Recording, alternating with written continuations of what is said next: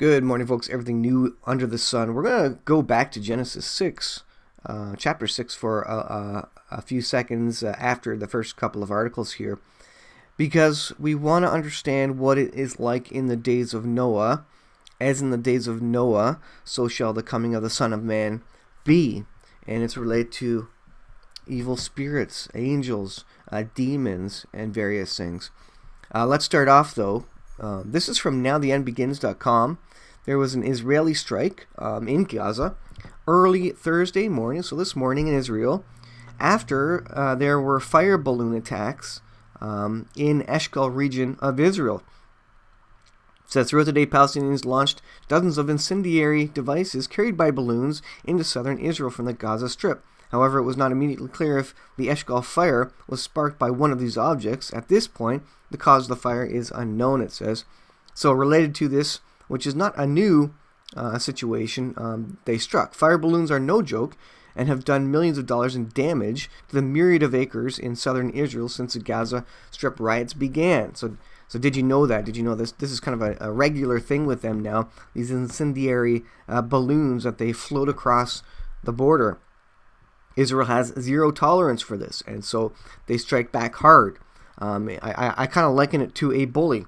When there's a bully, the easiest way to deal with a bully is to strike back hard to show them that you're not willing to put up with this stuff from the bully. So that's what I see that being.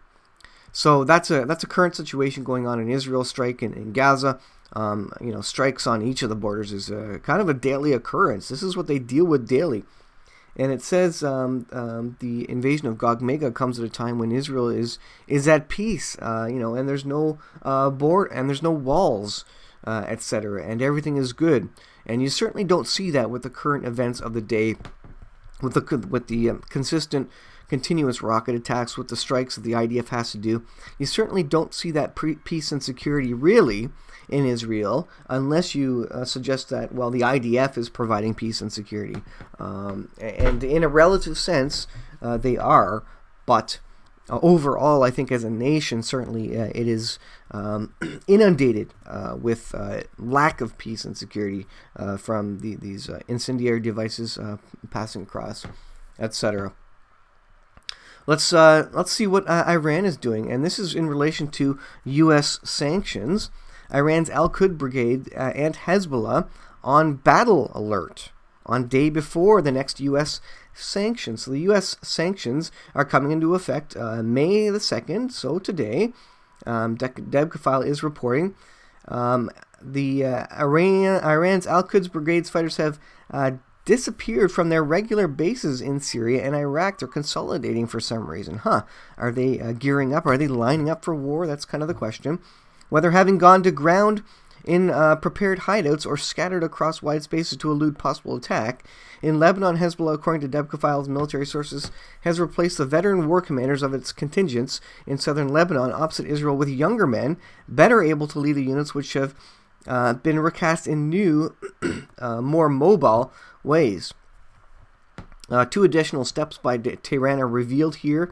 This is from the intelligence folks at Debka. The Revolutionary Guard have called off plans to deploy a line of surface missiles in western Iraq due to the economic situation put on them by the sanctions.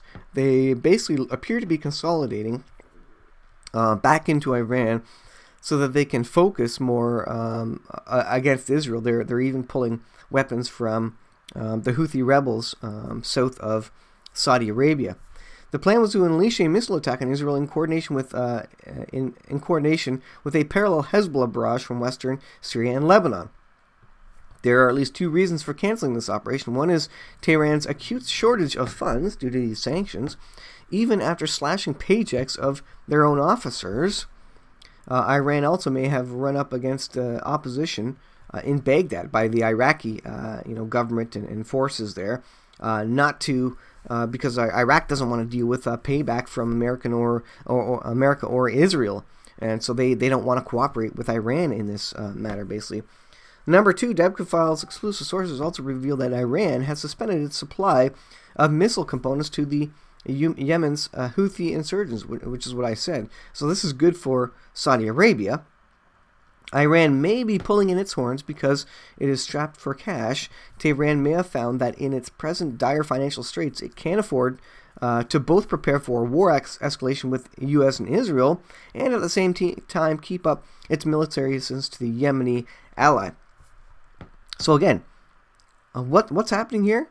Apparently they're preparing for a war escalation. What were the previous videos that I did about tank buildups, military buildups opposite Iran, the country proper of Iran?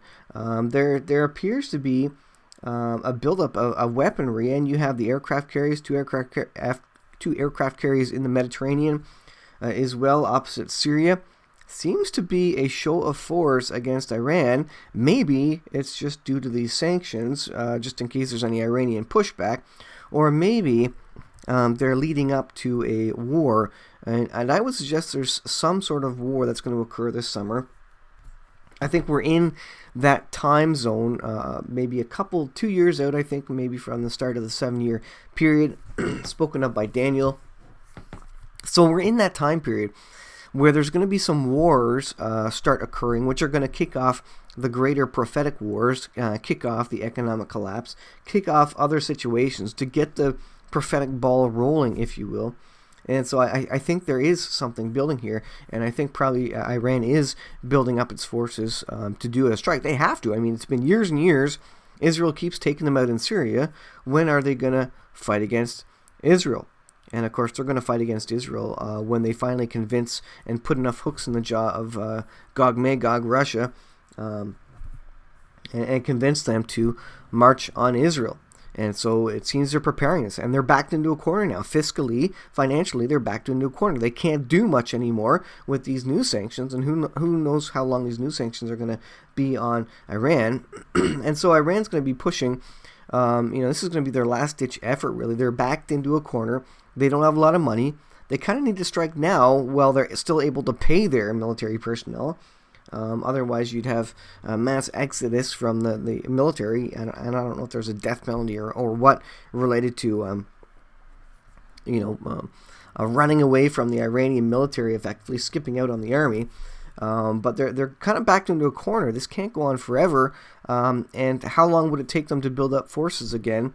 They kind of have as much military hardware and might now than they will have for the next number of years. So you got to think that this is going to come to a head at some point, and there's going to be a break out of war. But we know that in the big invasion of Israel, there's no Western powers mentioned. and does that mean that the U.S. is no longer a world superpower? I would suggest to you that would have to be the case, because if they struck Israel right now as it stands, definitely I think Donald Trump would go to war toe-to-toe with whomever was going against Israel, whether that be Russia or just Iran. And so I think you got to figure that something happens to the U.S. Could this war happen after Trump is out? Maybe Trump is out. Maybe they elect a Democratic, the Democratic Party in, and they have a new president that maybe isn't interested in supporting Israel at that point in time. That's very possible as well.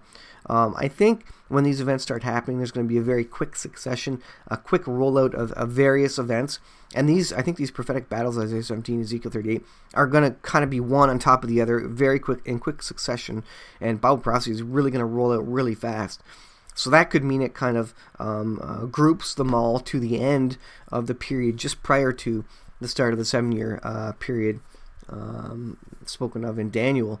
And so maybe we have this all at the very end of the year 2020, but I think there's going to be some indication of build-up otherwise to kind of get the world into position for all these prophecies to be fulfilled. And most of the world is in the position already lined up for these prophecies to be fulfilled. Moving on, Genesis 6. And I've been reading through in my Scriptures Read Aloud series, Genesis, because it kind of lays out the beginning of the world, literally. The creation of the world, mankind, the progression of society, of humans, from Adam and Eve onwards, We're talking about in Genesis 15 today, Abram, Sarai, and Hagar, and the birth of the Arab nations, birth of the Muslims through Ishmael. and this is the whole battle that we're seeing right now. Really, it's a religious battle that we see right now. Really, it's again Muslim versus the people of the book, which are the Jews and the Christians. The Jews are the people of the first part of the book, the Old Testament, and the Christians are the people of the New Testament. And so you really do have this Ishmael set up, this people group set up, and holy war really between two monotheistic religions, the people of the book versus the people of the Quran, if you want to say it that way.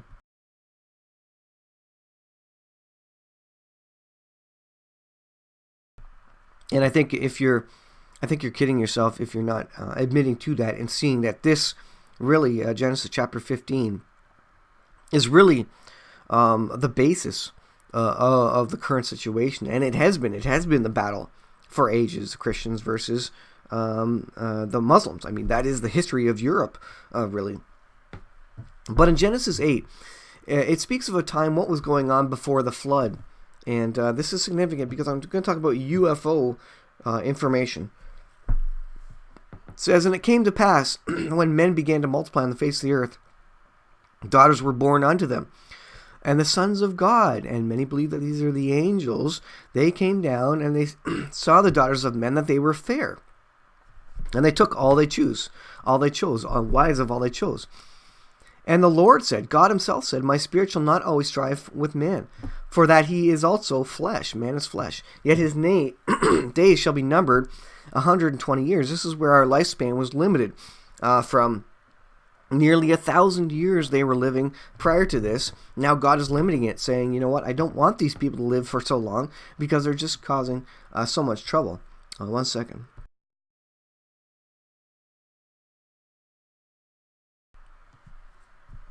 Still a little bit sick. I've had this throat thing for a couple of weeks now. So what's happening? Well, there were giants in those days. There were spiritual beings, and these giants came out of the spiritual beings, apparently having sex with the daughters of men, creating the supernatural beings, the giants, the men of renown, maybe the Greek gods. I believe that there's probably a grain of truth to the stories of the Greek gods, Hercules and Neptune, and all these Greek, mythical characters, these supernatural beings. In these stories, these were probably the giants, the men of renown in those days, and so I think you could lump into that UFOs, supernatural beings. And so God saw that the wickedness of man was great in the earth, and that every imagination of the thoughts of his heart was evil continually. And that's when God said, all right, I'm going to come in, I'm going to destroy mankind by way of the flood of Noah. And that's what happened. He said, I will destroy man whom I've created from the face of the earth, both man and beast and creeping thing and fowls of the air, for it repented me that I have created them. So what does it say about the last days? Well, as in the days of Noah, so shall the coming of the Son of Man be. And so you got to expect that there will be supernatural sightings and beings, and maybe even giants again in the last days. And so this is an interesting prospect. This is from sfgate.com. UFO information not expected to go to the general public, Navy says. This is from Wednesday, May 1st. The U.S. Navy has drafted a procedure to investigate and catalog reports of unidentified flying objects coming from pilots, but the service doesn't expect to make the information public, citing privileged and classified reporting that is typically included in such files. So you have an ongoing and maybe even a quickening situation where more and more reports of UFOs, unidentified flying objects, spiritual beings in the heavens, if you will, maybe angels. You have more and more reporting of this coming from Navy pilots, and so they're going to start recording this. If they, I suspect they have been all along, but they're going to more officially report on this. Military aviation safety organizations always retain reporting of hazards to aviation as privileged information in order to preserve free and honest prioritization and discussion of safety among aircrew, it says. He says, he added, therefore, no release of information to the general public is expected, but they're going to start recording this. Among other thing, let's see, let's go up here. The Navy's recent decision to draft formal guidelines for pilots to document encounters with unexplained aerial phenomena comes after the revelation in late 2017 that the Pentagon ran a secret UFO office that spent $22 million over 5 years to collect and analyze anomalous airspace threats. Funding for the office, known as the Advanced Aerospace Threat Identification Program, officially ended in 2012. Among other things, the program resulted in the release of footage from the cockpit cameras of military aircraft, which appeared to document oval-shaped vessels that resemble flying tic-tacs. I don't know if there's anything like that picture, but it's interesting otherwise. Reports of curious sightings from military aircraft aren't new. During World War II, Allied military pilots witnessed unexplained objects and fireballs that they dubbed Foo Fighters. A number of official government investigations looked into such phenomena in post-war period. So you had this continuation of, throughout the last century, pilots have seen things like these, have reported them. Military has recorded them, covered them up, not really disclosed them, keeping them classified. But remember, as in the days of Noah, these sorts of supernatural events were likely occurring. Maybe it was common day to them, because it was apparently, giants certainly were common to the people of that time prior to the flood. And so I think what we see is a recurring of this sort of stuff in the last days.